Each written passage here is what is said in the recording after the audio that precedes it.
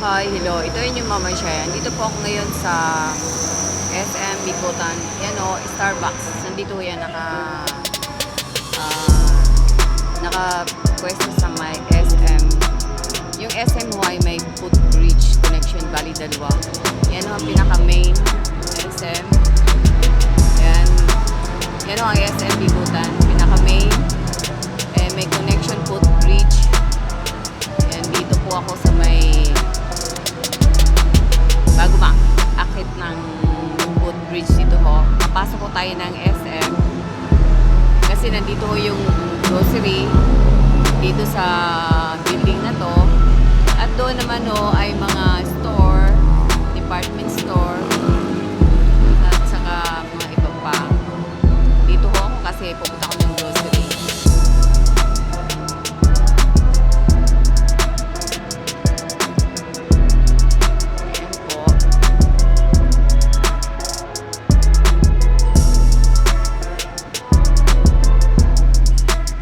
Ito ang SM Bicutan.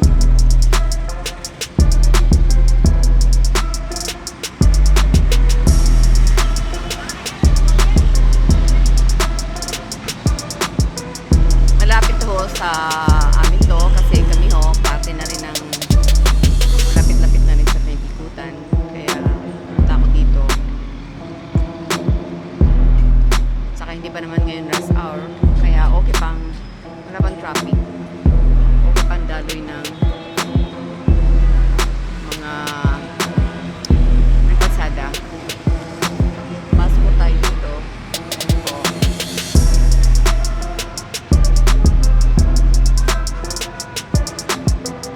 Kaya lang chine-check ang ano. Siguro hanggang dito na lang muna ako kasi chine-check yung bag.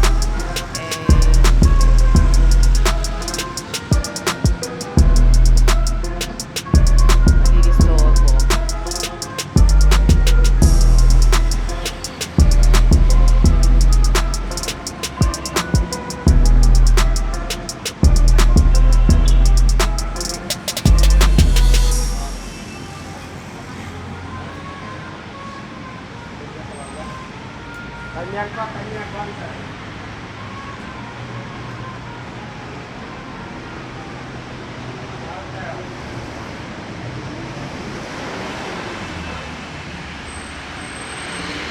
Kaya po ako nandito sa SM Bicutan.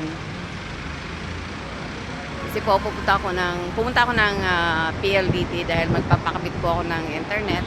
Try ko muna PLDT kaya lang sa bagay, yung mga narinig ko sa iba na hindi maganda, mag-try muna ako kasi yung mga kapitbahay naman namin sabi okay naman. Kaya try lang muna. Kaya lang hindi ka kagad pag nakapag-apply na kayo sa PLDT.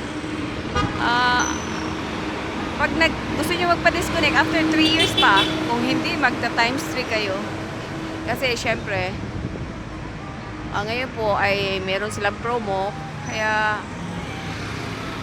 kailangan talaga meron silang polisiya na pag na-connect ka na ay dapat after 3 years kung gusto niyo magpa-disconnect. Ito po, nakita naman po ninyo ang SM Bicutan. Yan. Kung gaano kalaki. Yan ho. Ito ho ang pinakamalapit na SM City dito sa lugar namin kasi kami po nasa Merville. Ito lang ho pinakamalapit. Malaki din naman ho ito, maganda. Yan sa banda roon ay papunta na hong Taguig. Yan ho, yung may footbridge na yon ay papunta na ho yung ng Taguig City. Diyan kami dumadaan, yung may mga makikita naman ho ninyo, may footbridge na yun, may mga tao. Yan.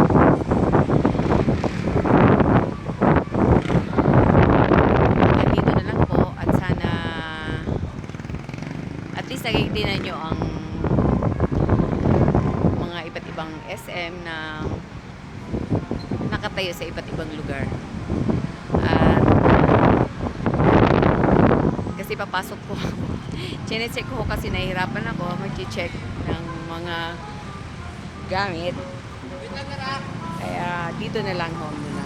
Salamat at good day.